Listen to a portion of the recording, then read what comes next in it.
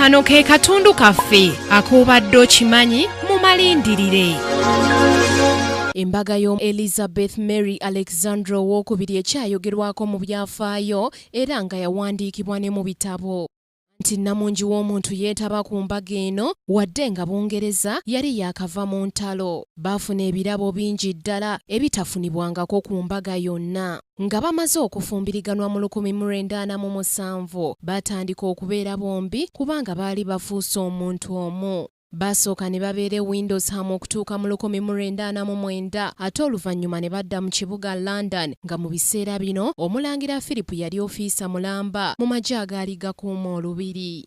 Mu mwaka gwa 1951 obulamu bwa kitaawe wa Nnaabakyala ono Kabaka George ow'omukaaga bwali butandise okukoowa nga muwala ono yamukiikirira mu nkiiko saako n'enkuŋŋaana ez'enjawulo. Nnaabakyala yatandika okutambula amawanga ng'alina ebba omwali Australia, New Zealand, Canada, Kenya saako n'amawanga amalala. Kitaawe olw'obukadde ebimbe byamumala amaanyi bw'atyo n'assa omukka ogw'enkomerero mu February w'omwaka 1952. Amawulire g'okufa gaasaanikira ensi yonna mu mpapula z'amawulire, leediyo, TV era ng'olwali okufa enteekateeka z'okuteeka Nnaabakyala ku ntebe okusikira kitaawe ne zitandika. Elizabeth Alexandra Mary Owookubiri yatuuzibwa ku Namulondo n'akwasibwa Ddamula ng'ennaku z'omwezi 2 omwezi ogw'omukaaga omwaka 1953. Omukolo guno gukyayogerwako kubanga gwali gw'amaanyi ddala, gwayuuguumya ensi yonna era nga wano yali alina emyaka 27 gyokka.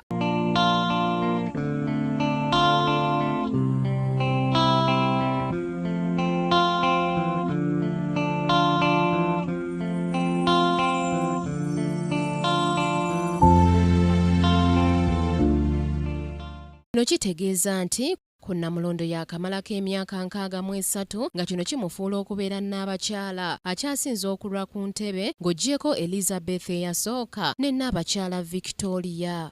Nnaabakyala Elizabeth Alexandra Mary ku myaka 9 gy'alina mukyala mufumbo maama ate era nga jjajja alina n'abazzukulu. Obufumbo yaakabumalamu emyaka 69 era nga wadde alina obuvunaanyizibwa obumwetoolodde asobodde okubeererawo amaka ge. Alina abaana 4 okuli asooka Omulangira Charles gwe yazaala mu 1948, Omumbejja Anne, Omulangira Andrew saako n'Omulangira Edward. Amawanga gonna gaafuga omulimu agukoze bulungi era ng'akoze ky'amaanyi nnyo okugatabaganya. Omulimu guno agukoze atya? Olunaku olw'enkya ate awo we tunaatandikira. Ku Kingdom TV amalindirire, Samali Kisaache.